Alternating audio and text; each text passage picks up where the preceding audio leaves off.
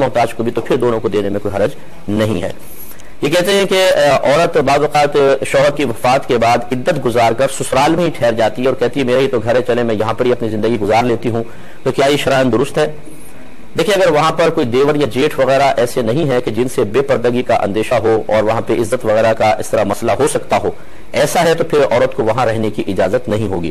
کیونکہ اگر دیور جیٹھ ہیں، کوئی معاملہ ایسا نہ بھی ہو، دونوں پاکیزہ ذہن کے، پھر بھی لوگوں کے دلوں میں بدگمانیاں ان کے بارے میں پیدا ہوں گی کہ دیکھو جی یہ شوہر فوت ہو گیا، اسی گھر میں رہ رہی ہے، حالانکہ دیور بھی ہیں جیٹھ بھی ہیں، اور مسلمان کو اور خصوصاً عورت کو ایسے افعال کرنا کہ دوسرے اس کو دیکھ کر بدگمانی کا شکار ہو جائیں قطعاً غیر مناسب ہے،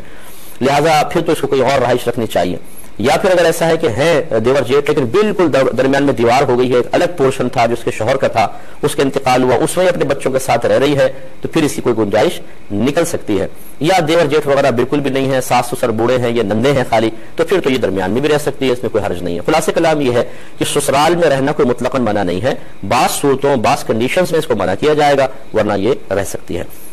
ایک نے کہا کہ کیا جو نمازیں قضا ہوتی ہیں انہیں ان کے موجودہ نماز کے وقت کے اندر ہی ادا کرنا ہوگا، جیسے فجر قضا ہوئی تو فجر کے وقت میں، ظہر قضا ہوئی تو ظہر کے وقت میں، عصر قضا ہوئی تو عصر کے، یا ہم ایک ساتھ ہی فجر ظہر عصر مغرب عشاء ایک ہی وقت میں ادا کر سکتے ہیں؟ دیکھیں، اگر کسی شخص کی کثیر نمازیں قضا ہو گئی ہیں تو اس پہ ترتیب واجب نہیں ہوتی ہے، تو لہٰذا اب یہ ایک وقت میں ساری نمازیں ادا کر سکتا ہے۔ مثال کے طور پر ظہر کی نماز کے بعد کسی بھی دن کی فجر ظہر عصر مغرب عشاء ایک ساتھ ہی قضا کر سکتا ہے، یعنی نیتیں تو علیحدہ کرے گا لیکن تمام نمازوں کو ایک ساتھ جمع کرنے میں کوئی حرج نہیں ہے۔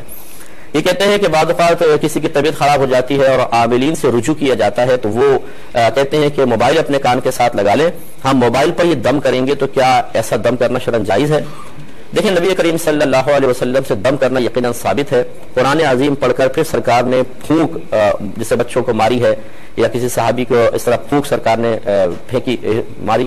تو اس میں یہ ہوتا ہے کہ جو کچھ کلام پڑھا ہوتا ہے وہ پھونک کے ذریعے اس کا اثر یقیناً منتقل ہوتا ہے، جو آپ نظر تو نہیں آتا لیکن ہوتا۔ اب موبائل میں تو ایسا نہیں ہو سکتا، لیکن کم از کم اتنا ہے کہ اگر موبائل میں آپ اللہ تعالیٰ کو کلام پڑھتے ہیں